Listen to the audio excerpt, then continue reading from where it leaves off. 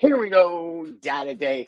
We are going to talk about some storms, some positivity, and what else is happening in the world of logistics.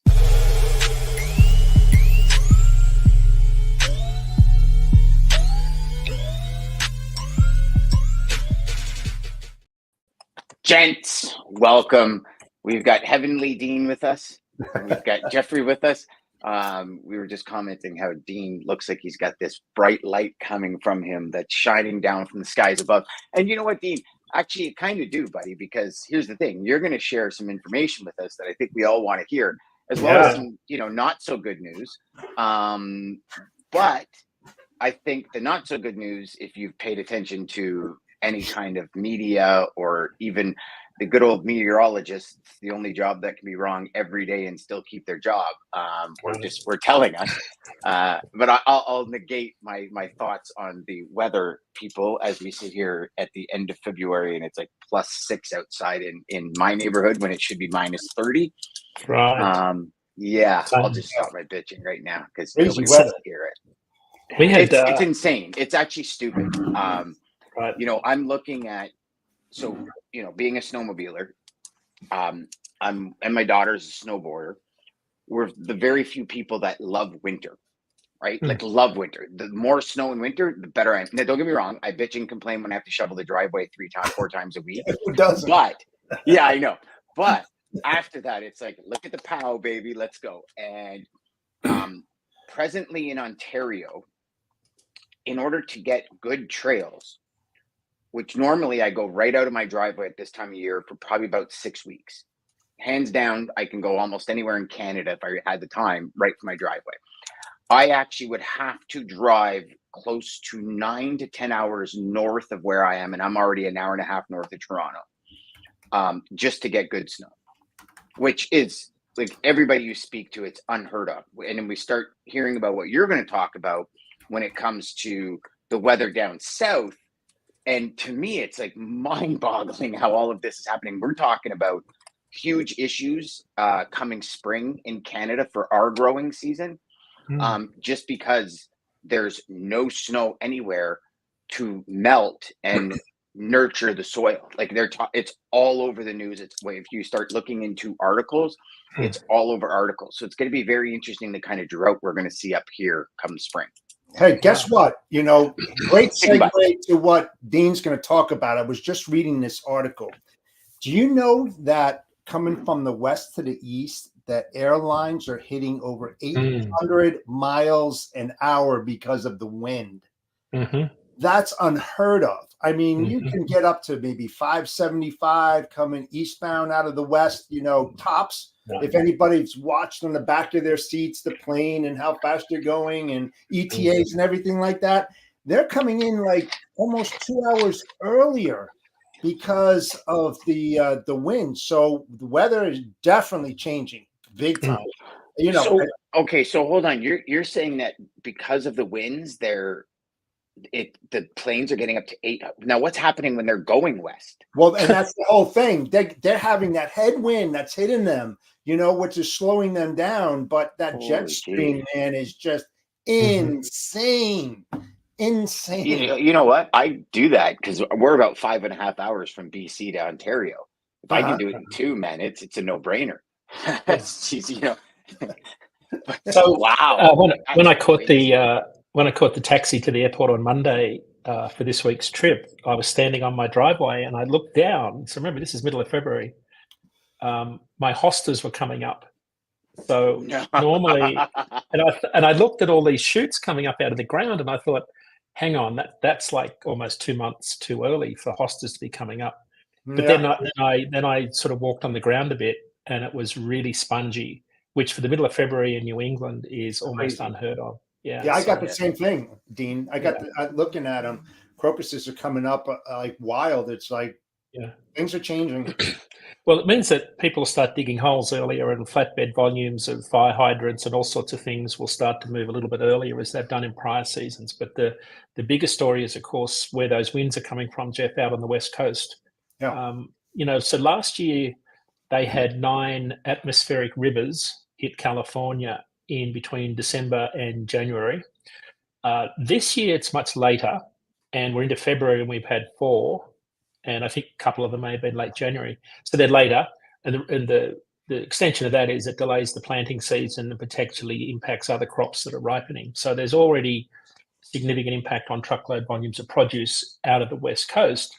So that's what the bad news is, guys, that we're seeing. I looked at the data this morning. We haven't got data for last week, end of Friday, but up until the weekend prior, we were seeing 84% fewer truckloads of produce coming out of California compared to prior years. So the caveat with that always is there'll be a catch up in reporting, and citrus volumes aren't included in that, because citrus doesn't get reported until it's like a 6-monthly update. So California, you've got to watch because you don't get citrus until late. It can still catch up, but we're off to one of the lowest starts going back to 2015 nationally in terms of truckload volumes of produce. So not good news out in California. The reason that I think it's important to talk about what's going on in California, because it's really the bellwether or the forerunner for the national truckload produce market. And, rates have been dropping for 6 weeks straight now. Rates were down another 4 cents a mile last week, averaging $2.08. Fresno, which is in the Central Valley, is the largest produce market in the state.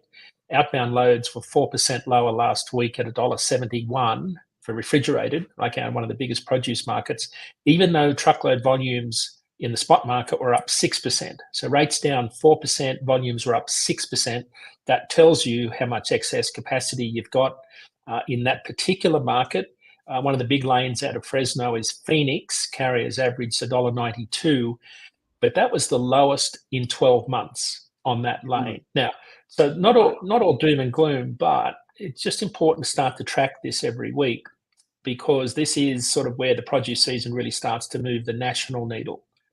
So if we see another repeat of last year where we really didn't have a peak season in the middle of the year, this is how it starts in January, February.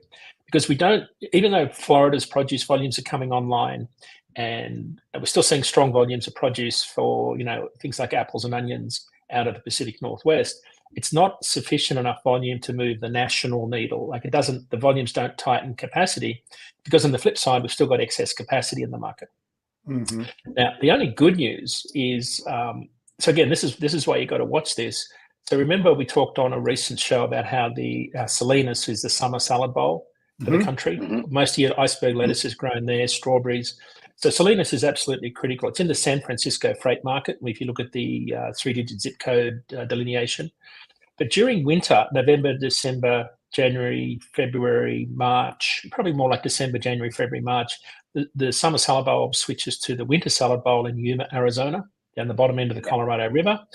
And those volumes where, right now, Arizona volumes are up 6%. So if California's down 84%, Arizona volumes are up 6%, truckload volumes are up 6%, and 75% of the volume coming out of that area is iceberg lettuce. So it's a major producer of our leafy greens. About 90% of our leafy greens come from Yuma, Arizona over that period of time. So, but they get to March and they start to transition back to Salinas, and you have what they call this transition period, where there's a lot of fluctuation in spot rates and contract rates to a degree.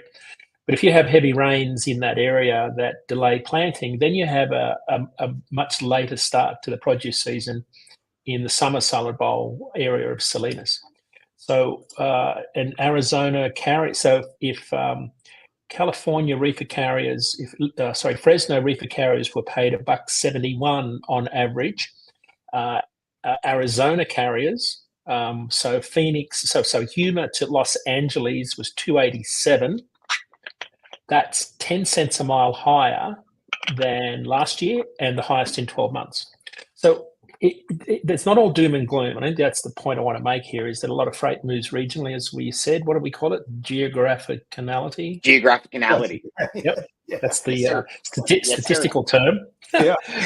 So there's a lot of value for, I think, for brokers and carriers on some of these lanes if you watch the produce market, because this just tells me that there's parts where you can do really well, where there's excess demand and lots of opportunity for carriers, brokers, not so much for shippers when capacity gets tight like that.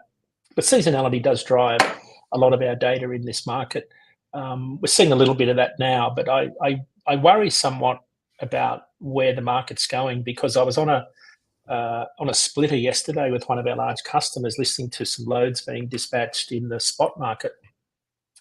And what struck me was the amount of LTL multi-stop loads.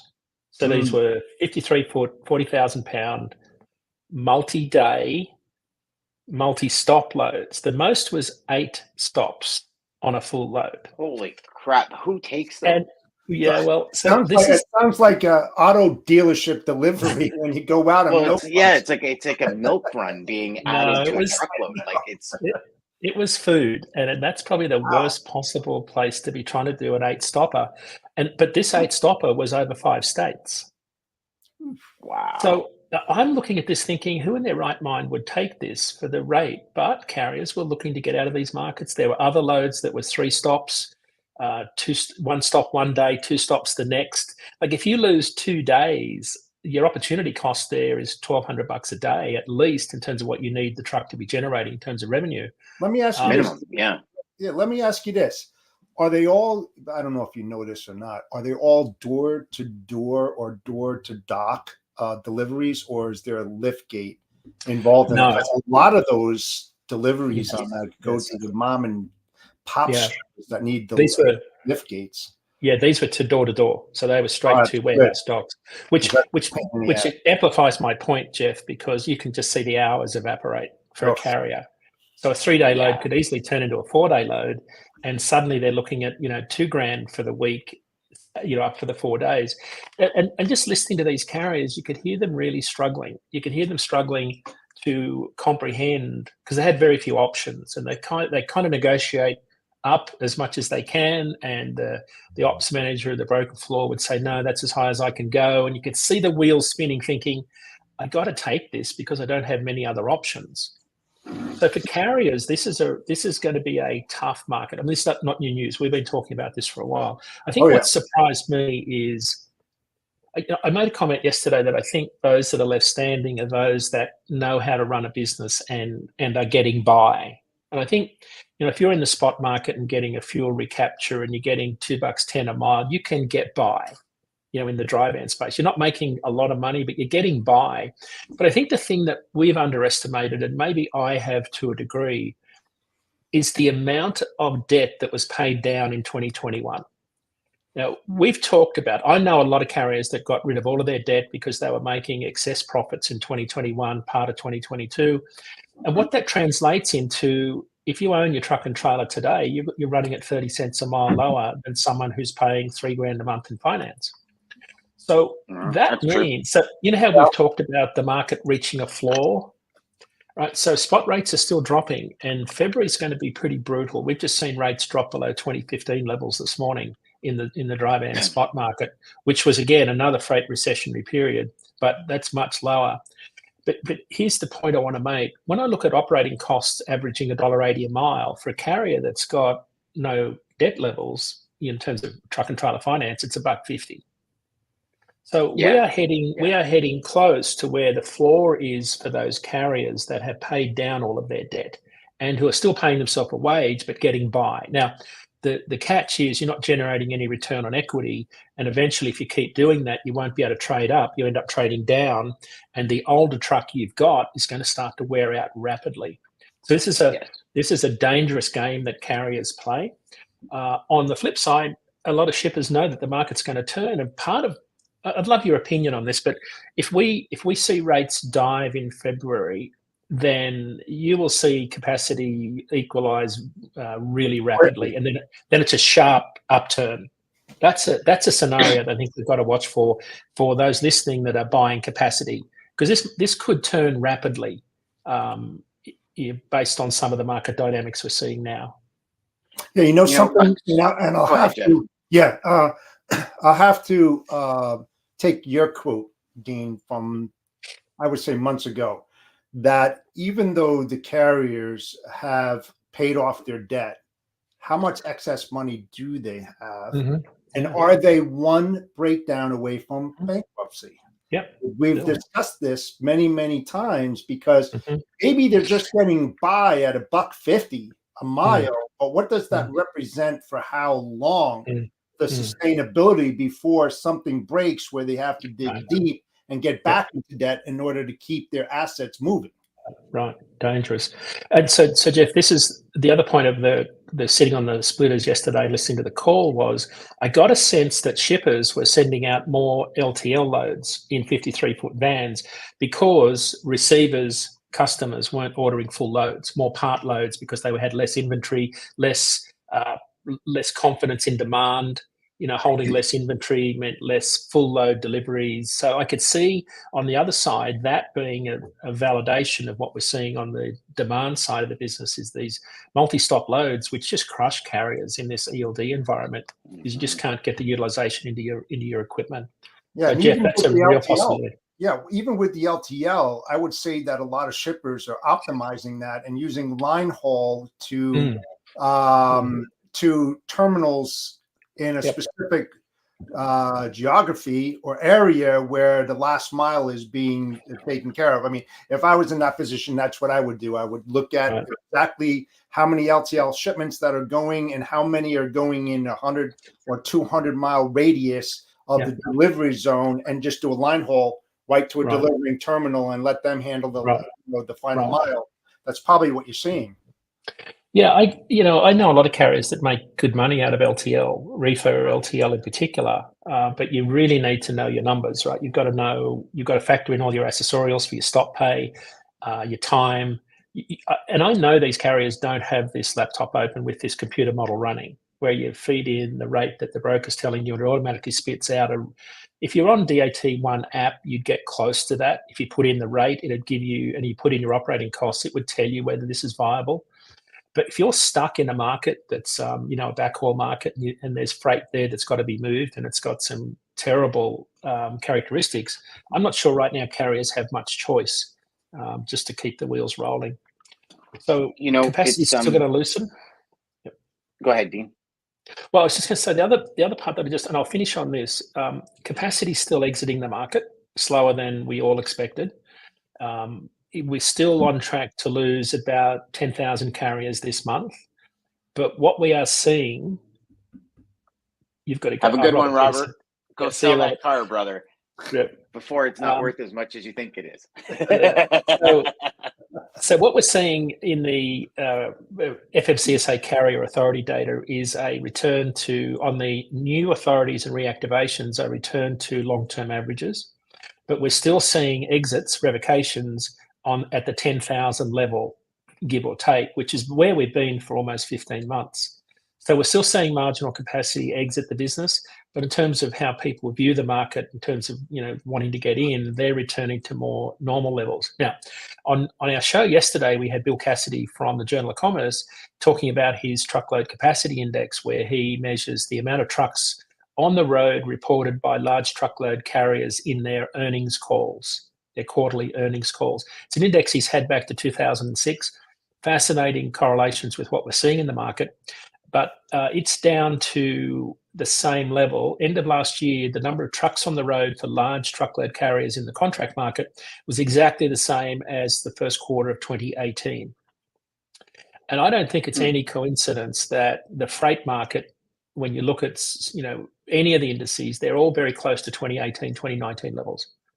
So we're seeing, if contract carriers have been reducing their capacity for 4 quarters, that tells you that demand has been decreasing and they're trying to regulate the number of trucks they've got on the road, modulate's probably the better word, back to where those levels are. And you say, well, okay, how long can that go on? Well, replacement rates for contract loads dropped by 7% in the last 2 weeks compared to the prior 2 weeks. So that translates to incumbent carriers on large contract lanes are still dropping their rates to hold on to that work. So if capacity is decreasing in both contract and spot, demand is decreasing, then we still haven't got to a point where the market reaches equilibrium and things start to stabilize. So I've got two questions for you, Dean. One is, if we're down 84% in California, what's the reality of them making that up? Like, is there any viability to that because of the floods, because of what's happening, because of the delays in planting and all that? Or are these crops that were already planted that been flooded and now extinct, are they just not coming back? Like, because I don't think Mexico, Florida, or even overseas can overcome that 84%. Maybe all of them together can, but I look at it, and I'm more looking at it from a perspective of the consumer and from anyone watching the show that's in that market. Can we expect some kind of boom in the next couple of months? Because maybe it's delayed, so it's kind of just pushed a couple of months, but is there still going to be that boom, or is it pretty much, hey, whatever you get, and because we also know produce season does impact dry van rates big time, especially when it just comes to vented vans that can move some produce and that kind of stuff, right? So I think there's a bigger story behind that delay in California that people need to understand. So if you can give us a little insight on that. That's a great point. And the same thing happened last year, Dan, when they did start to get crops in, even though they were a little bit later and the volumes were lower, there was still there was a greater sense of urgency to get those moved to market. So rates did move up, especially for team freight out of the West Coast. So I don't know that volumes will catch up, but I think rates will, if that makes any sense at all, because you'll have later volumes still trying to meet. So remember, produce season tries to meet, so there's Mother's Day, Memorial Day, Mother's Day, July 4. There's certain social events that stimulate produce sales. They'll still occur at the same time.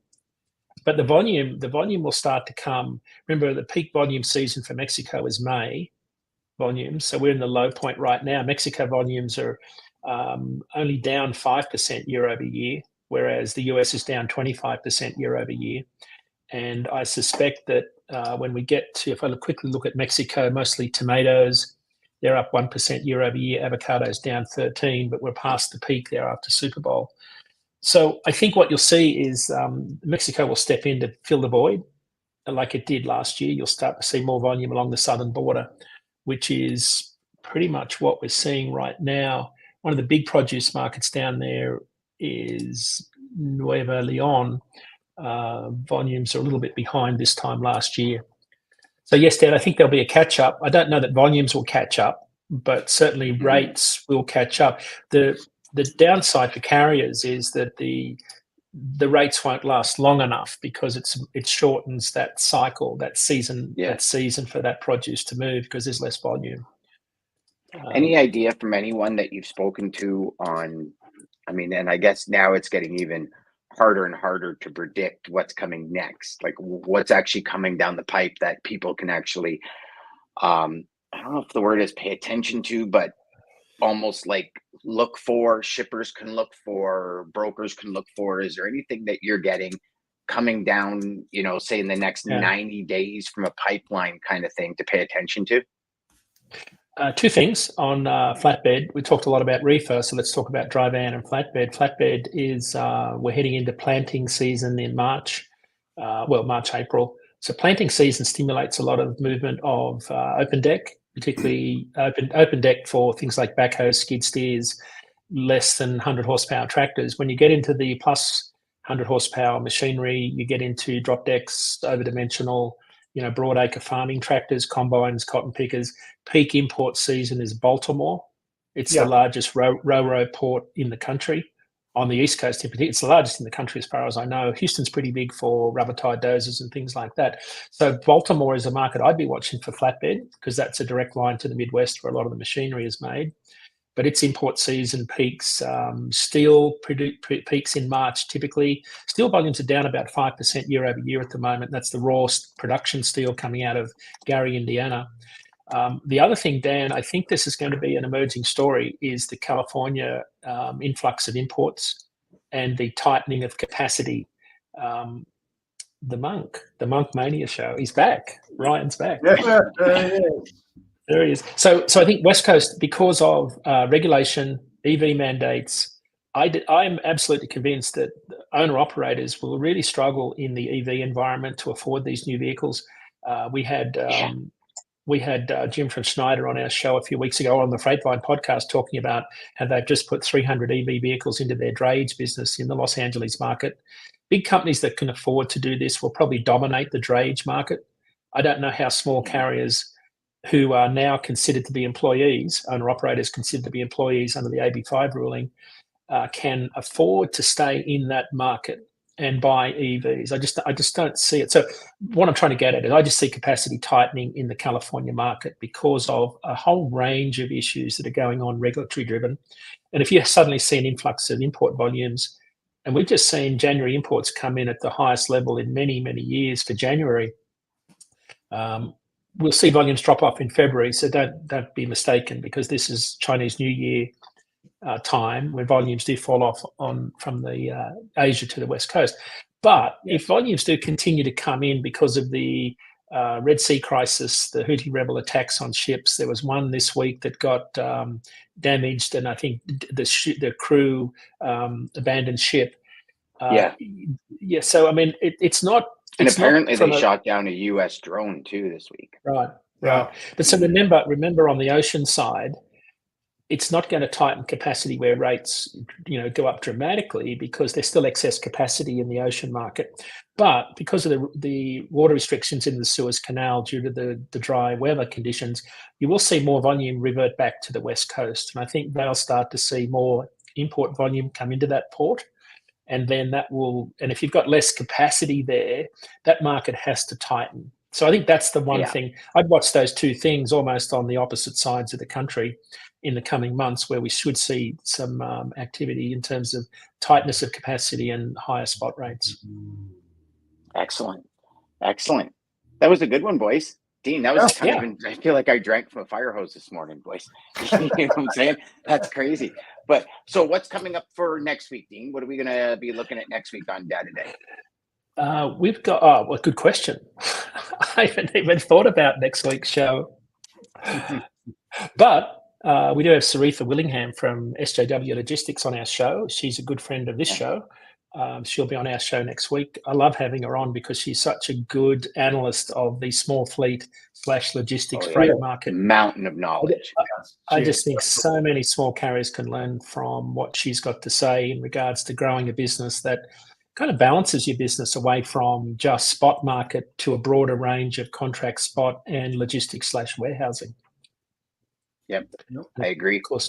I agree. Jeffrey, what do you got going on closing out quickly this week, brother? Anything anyone should be listening to? Well, on the Storytelling Chronicles on Monday, actually empowering women into logistics. Got a great co-host, Christy Knichel. You probably know of her. We have great guests that are coming on board. One this Monday will be Kevin Nolan, the founder of NTG, Nolan Transport Group, $1 billion company. He's going to be a guest. We're talking about the issues that are still going on between women and men since the Equal Pay Act of 1963 and the Civil Acts. The Civil Rights Act of 1964. There's still a gap, and so we're getting out there. We got a new. We have Freight Validate, who is a sponsor of the show.